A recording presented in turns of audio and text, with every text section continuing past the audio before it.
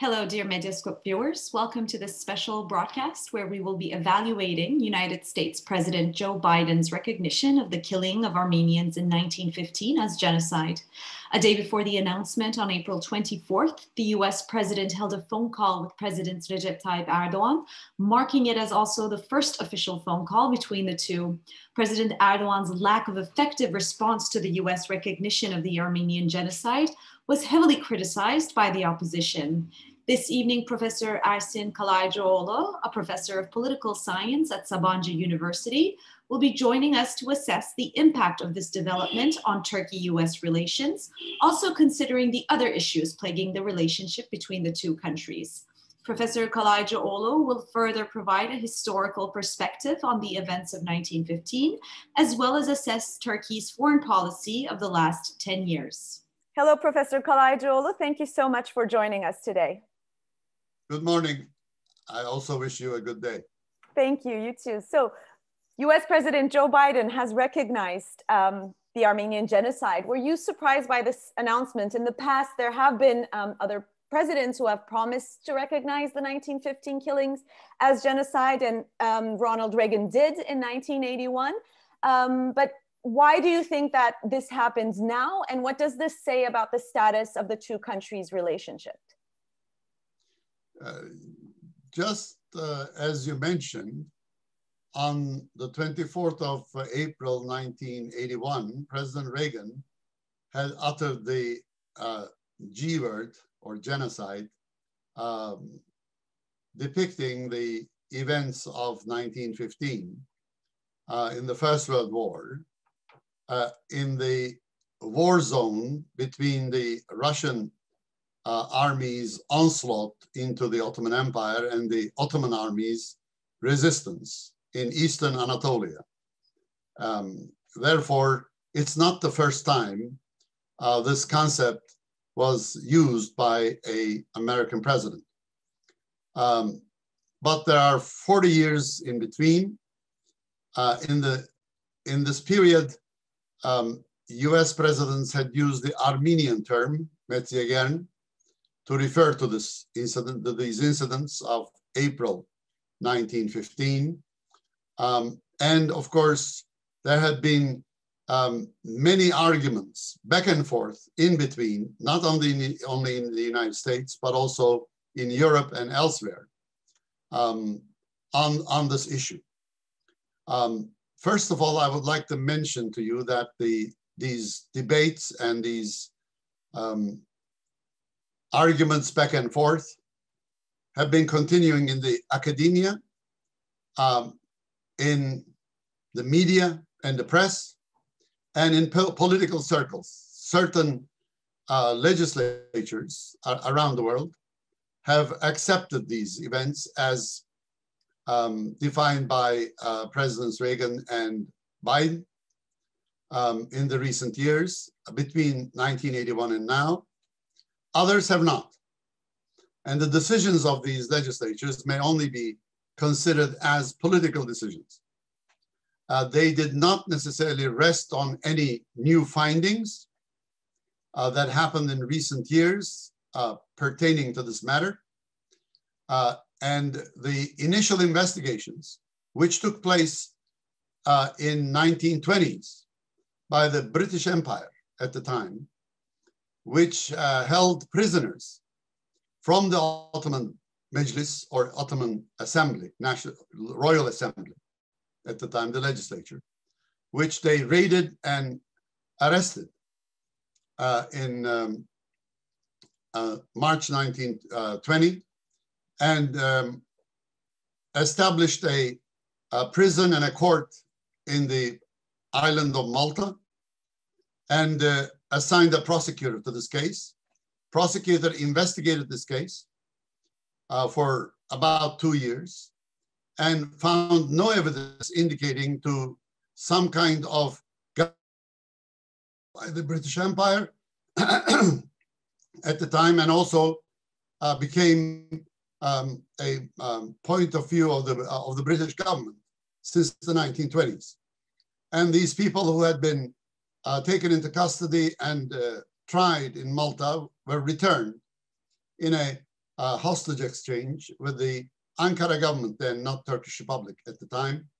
And this issue was settled in the court in one way or another at that time. As far as I can tell, new evidence on this had not been unearthed, except in a very recent trial, which took place in the European Court of Justice, European Court of Human Rights, I'm sorry, European Court of Human Rights of the Council of Europe, of which Turkey is a member, and so is Armenia. This court was presented by findings that came from the Russian archives, which are now more accessible after the end of the Cold War. And on that basis, the European Court of Human Rights decided in 2015, in a case, Perinçek versus Switzerland, that there is no court decision defining the events of 1915 as a genocide.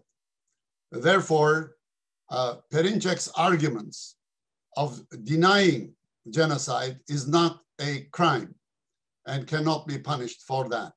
And it's not Holocaust denial or denial of genocide by any understanding of the term. So this is the only major recent legal development that has taken place. I'm not so sure whether the US will consider that decision of the European Court of Human Rights as a major decision or not, but as you would know, and those who would be listening to us may know, that the 1948 convention, which came into effect as of 1951, clearly stipulates that the legal decision on whether a mass killing is a genocide or not can be passed by the International Court of Justice in Den Haag in Netherlands. And that's the only court that is authorized to make that kind of a judgment. And there is no decision on this issue by that court, although approximately 106 years passed since 1915. But in the meantime, there has been a lot of political action going on, especially back and forth, not only in the United States, but also in Europe. There have been a lot of lobbying on both sides. The Armenian diaspora has been promoting this issue in political circles and want to get as much political capital out of it as possible. And they have been throwing their weight behind various legislators and try to influence them to make these decisions in the European parliaments, also in the US Congress. In general, they have been quite successful. Also influencing the curricula of secondary education, also academic writing, in which these events, they try to put them in the light of genocide literature and want to raise awareness to them as genocide and create general acceptability for it among the people in general. And they have been very successful at doing so. In that process, the events have started to change description over time. For example, on the 29th of October 2019, the 116th Congress had a resolution, Resolution 926, in which the US Congress refers to the events of 1915 through 1923, a totally different phenomenon now, as Armenian genocide. Now, this makes the issue even more complicated, simply because there is no such event as 1915 through 1923. that continues for that 7-8 year period of systematic mass killing of Armenians and what have you. 1923 is the year in which Turkish Republic is established. It's also the year when the Treaty of Lausanne was signed, ratified by all countries, but not by the United States Senate. So that's a very interesting development so far as this issue is concerned. I'm sure that there is no way that this can be accepted by any Turkish political party in government or out of government as a definition of any mass killing, let alone genocide, for this period. Events of April 1915, the deportation of Armenian population from the war zone in which Russian army and the Ottoman army were fighting several battles between the end of 1914, December 1914, all the way through 1917, when the Russian Revolution took place and the Russian army deserted mainly and left their positions and went back to Russia. As a result of which, it became possible for the Armenians who were left behind to get the weapons left behind by the Russians and continue fighting in uniforms of the Armenian military with the Ottoman troops or non-disbanded Ottoman troops after the Mudros Treaty of 30th of October 1918. And therefore, the events are enormously complicated because of the characteristic of the war, the international war, the First World War, in which Russia and the Ottoman armies were fighting each other in Eastern Anatolia, where large proportions of the Armenians were living in the battle zone. That complicates the matter first. Secondly, this was an area which was declared as autonomous by the Ottoman Empire before the war. And this autonomous area, which was to be managed by the Armenians themselves in their own governance, looked as if a zone which was deeply influenced by ideas of nationalism, Armenian nationalism, and there were various Armenian nationalist organizations which had taken root in this territory. One of them, the Dashnak Sütun, was especially most effective in organizing themselves, and they were fully armed by the time the First World War erupted. And they were supported by the Russian military as well, simply because Russia had been following a policy of reaching warm water ports for a long time, since the beginning of the 18th century. And they were pushing into Ottoman territory to grab some kind of shoreline on the Mediterranean, because their seas have been packed with ice in winter, and that had, of course, a dysfunctional influence on foreign trade in Russia. So they were following a policy of grabbing as much land from the Ottoman Empire as possible, and they thought that this was an opportune moment for Russia to move towards the Mediterranean, and they seemed to be helped in this endeavor by the organized Dashnak groups, which had taken up arms and had started a secessionist movement from the Ottoman Empire, which may be considered more or less like the secession of the South from the Union in the US, sort of a act of a civil war. So there was a international war, First World War, and in that war there was a sort of a smaller civil war happening at the same time in Eastern Anatolia. And Professor, I'm really sorry to interrupt you, just considering the limited time that we have. And I realize that there's a really extensive kind of historical background that is important for both us and our viewers to understand, that requires an in-depth historical research and so forth. But just because of our limited time, I'd really like to ask you how Biden's decision to recognize the April 1915 events as genocide will impact the Turkish-American relations, considering that there's also other issues which have still not been resolved. The S-400s issue, there's a Halkbank case that is ongoing. How is all of this going to kind of impact the relations between the two countries in the near future? Okay, I'll come to that very, very quickly. What I'm trying to tell you is that this is a very complicated set of events which culminated in huge loss of life by Armenians and by the Muslims living in that area. And that is how it is perceived in Turkey. Not only a particularly painful and horrible set of events influencing Armenians, but also the Muslims in that area. And in fact, there are many complexities of the issue of these various wars intertwined in each other, resulting in a very messy set of events. And it's very difficult to decipher all of these.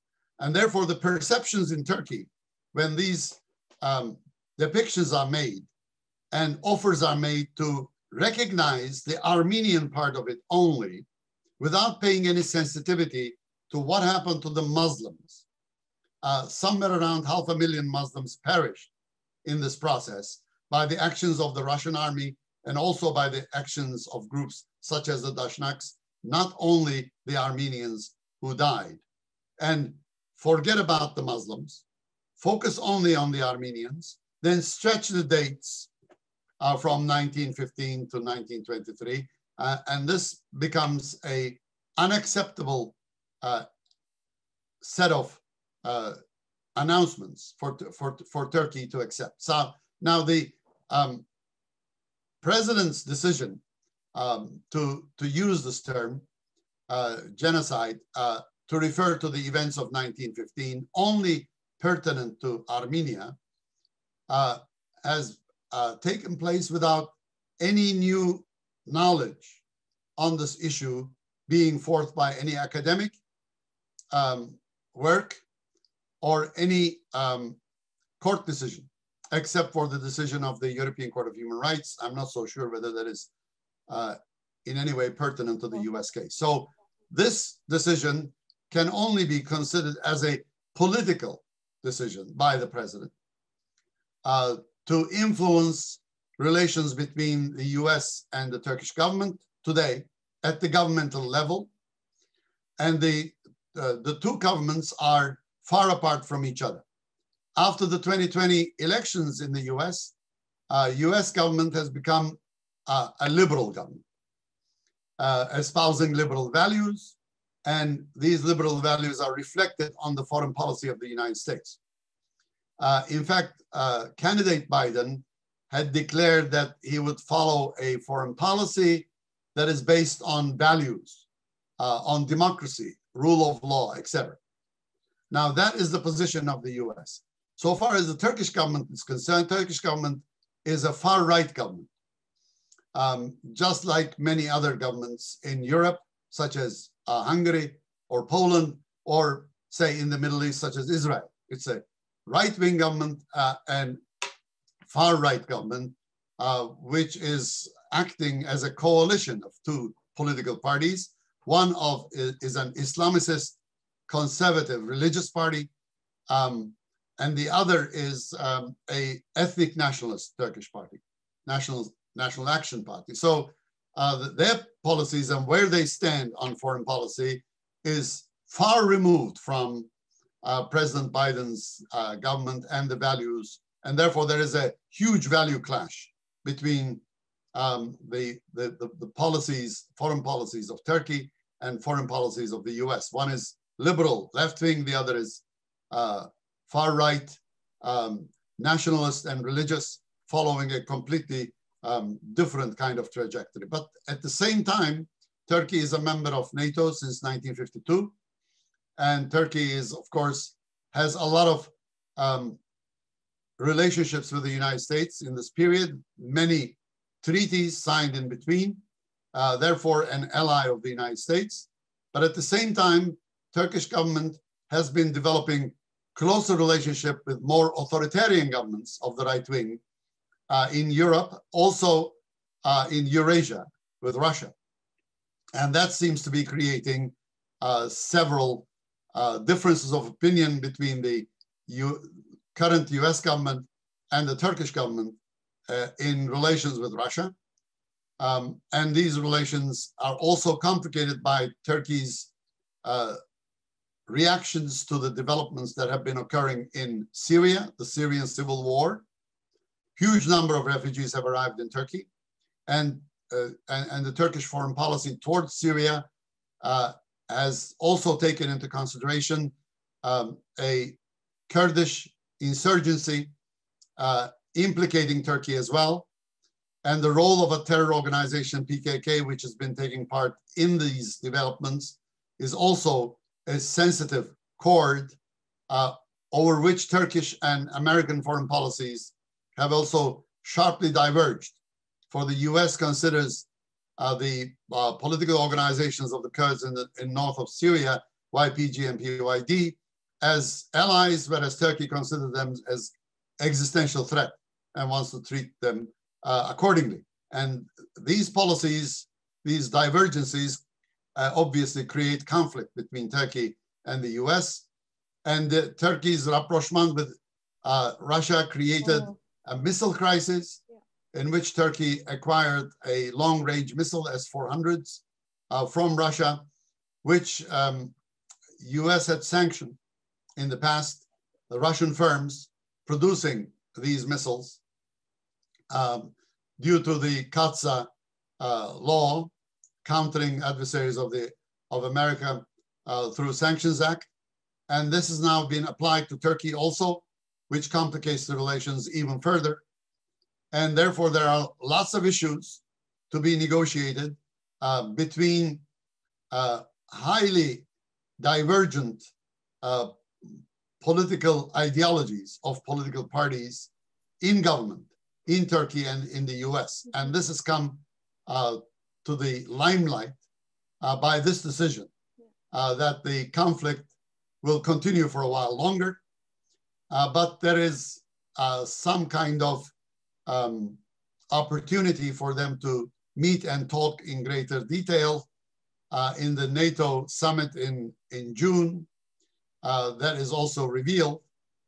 So the Turkish government's reactions to Mr. Biden's declaration was somewhat low profile to enable Turkey to continue negotiating with the US in NATO over these series of issues, and also further complications that pertain to Iranian sanctions through various financial dealings of a Turkish public bank, Halkbank, which is a court case continuing in the US. And that has also further complicated the issue or the relations in general between Turkey and the US, which has reached a very low point, a nadir, since 1952. There have been oscillations in these relations. There have been periods where there were something like strategic partnership between the two countries, and there were times of falling apart. In early March 2003, for example, during the Iraq War, there was a falling apart. Earlier, over the Cyprus issue, there was a falling apart of these two countries and diverging in their foreign relations and clashing and conflicting, an arms embargo in 1975 through 1978 after the Cyprus issue. So we have now reached a point where, again, the relations are at a low point, and whether there can be any further improvement in these relations is for us to see. But the conditions in which the governments are operating in their own countries with domestic politics, and domestic political concerns also make them move in opposite directions. And therefore, it looks as if these relations are not that easy to mend in a very short period of time. Yes, and I mean, you mentioned it a little bit earlier when, you know, talking about Turkey's reaction to this statement, to this announcement, where Erdogan's response was considered to be muted despite the characteristics of the current government, which you also wonderfully summarized, being nationalistic, conservative, and Islamist. You know, the expectations, also considering Erdogan as a character, I mean, as a personality who tends to kind of, you know, be quite open with his, you know, statements and so forth. Yet here his reaction was very muted, and he was essentially criticized by the opposition. I mean, Kılıçdaroğlu said that Erdogan had become a security concern, and he compared him to a cat. Meral Akşener, İYİ Party chair, described Erdogan's response as cute, calling him a darling. So this is very interesting kind of, you know, compared to the expectation of what Turkey's response would have been and what it actually was. But I guess, as you mentioned, Professor, this is also a strategy to keep the relations going, and with the hopes that things might get better by the time the June meeting occurs. Well, this also happens at a time when the foreign policy of the current government in Turkey has changed its character by moving away from soft power, exuding soft power throughout the regions that Turkey has been neighbor to. And there are three very critical regions: Southeastern Europe, the Balkans; on the west, Eastern Mediterranean, to its south, Middle East, and also there's Trans-Caucasus, southern parts of Caucasus, and therefore, and also the Black Sea to the north. So Turkey seems to be in the hub of highly turbulent and volatile regions of the world, and had been following a foreign policy based on peace and upholding international law, and using soft power, diplomacy, cultural relations, economic relations, especially trade with neighbors, as a major part of her foreign policy with her neighbors in all of these regions and beyond. Europe, United States, NATO, a Council of Europe, and Turkey has now been negotiating with the European Union for full membership, which seems to be on hold for the time being, for all practical purposes. Now, this kind of foreign policy came under the influence of this current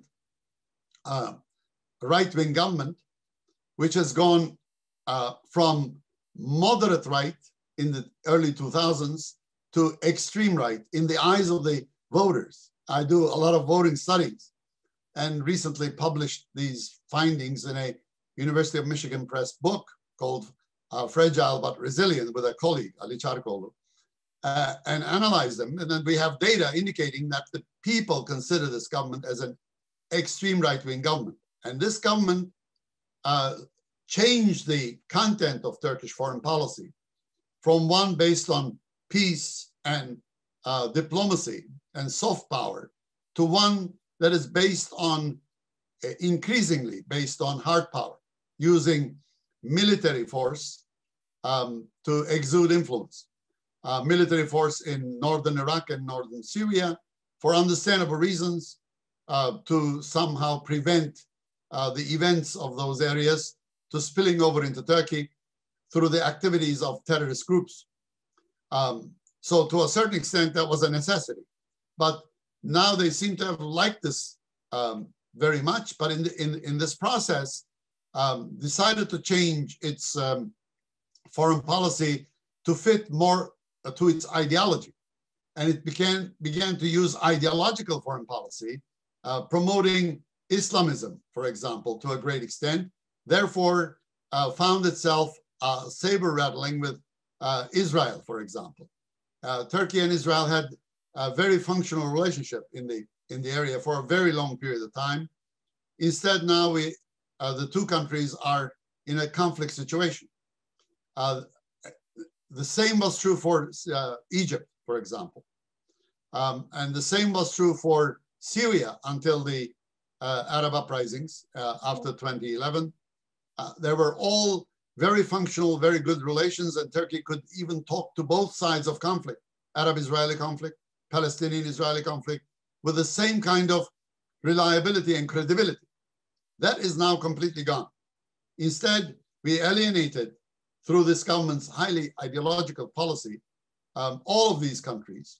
Now that they are trying to mend bridges, more recently, in the last couple of months, with both Israel and Egypt, and also alienated other powerful Arab countries such as Saudi Arabia in this process. And relations between the two countries have deteriorated, especially after the Khashoggi affair, as you very well know. So Turkey is now pretty much isolated and alienated from all these neighbors to her south and to her west. And this has given an image of being relatively weak. This is therefore being alone in isolation and alienation led to the impression that Turkey is becoming weak, and Turkey cannot use effectively its soft power influences any longer. So this has given a chance for the neighbors to promote their own national agendas against Turkey, both in the case of Greece and Armenia. Both of them have now launched diplomatic offensives against Turkey in the venues where they are more powerful, both in the US, also in the EU. So we now observe Turkey being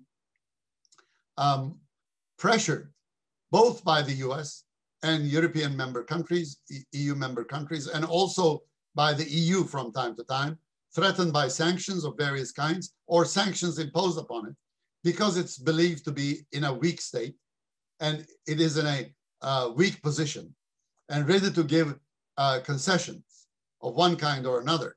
And that is, of course, further depreciating the values of these alliances in the eyes of the government in Turkey, and also creating these kinds of criticisms that the opposition makes for the kind of foreign policy decisions that the government has made, for this policy of isolationism, being alone, without not using its alliance relations effectively, not explaining its policies to its allies effectively, not persuading them as Turkey used to do 10 years earlier or even before, when Turkey's resources were not even at this current level.